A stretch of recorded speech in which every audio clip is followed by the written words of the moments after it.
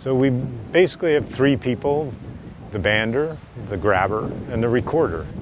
Prefix 954, 08561. And they walk into the colony in the dark using headlamps. The birds are outside their burrows or inside. If they're outside, the grabber will lean down and capture them. They're gentle with the birds. Doesn't take a lot of effort to hold them on the ground. The bander will then look and see if it's been banded. If it has, they read the band to the recorder, recorded. If it hasn't been banded, they put a new band on. The recorder records the number of that band. Then they look for pox, which is a virus that may be infecting the birds. With the adults, we don't find very much of it. It'll often be pox that is resolved as the bird's healthy. And we look for a parasitic fly called a hippobossid fly.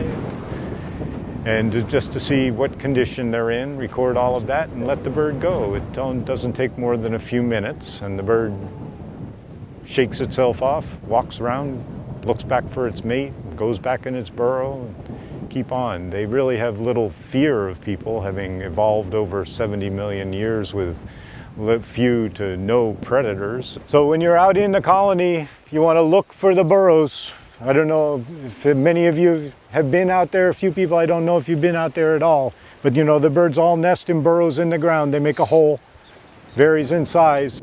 Tonight we're recapturing wedge-tailed shearwaters that we banded in the past and reading their bands to find out where we banded them, whether they were banded in this colony or whether they were banded in another colony.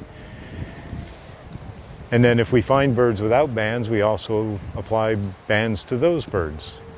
We're trying to look at, are the birds here only from this colony? Are they coming from other colonies and moving into this colony? Are they recruiting from offshore islets? The only offshore islet we band on is Molokini, and we definitely find birds from Molokini on all of the colonies here on Maui.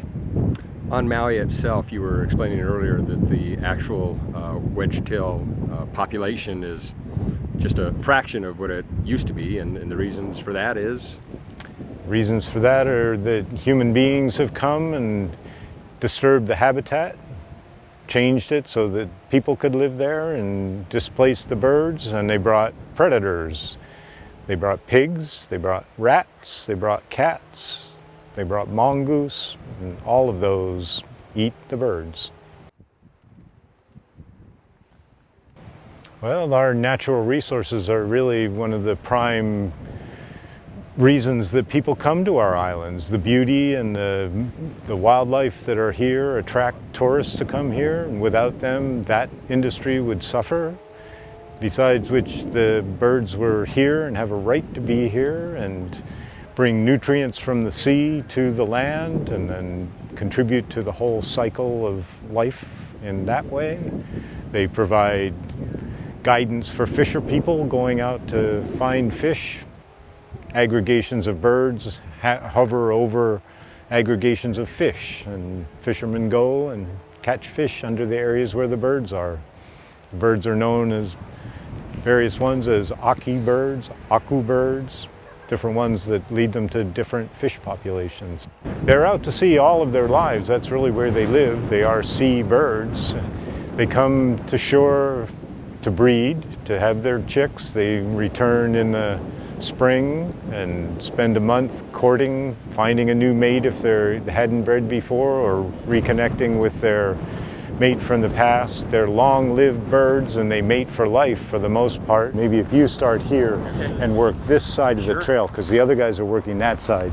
So I'm just going to run and do the one trap out there. Okay. They were flying here when the vent brought up the lava that turned into the islands that we have. And when it was just bare mineral soil, the birds brought the organic nutrients from the sea, creating the soils in which our native plant community evolved.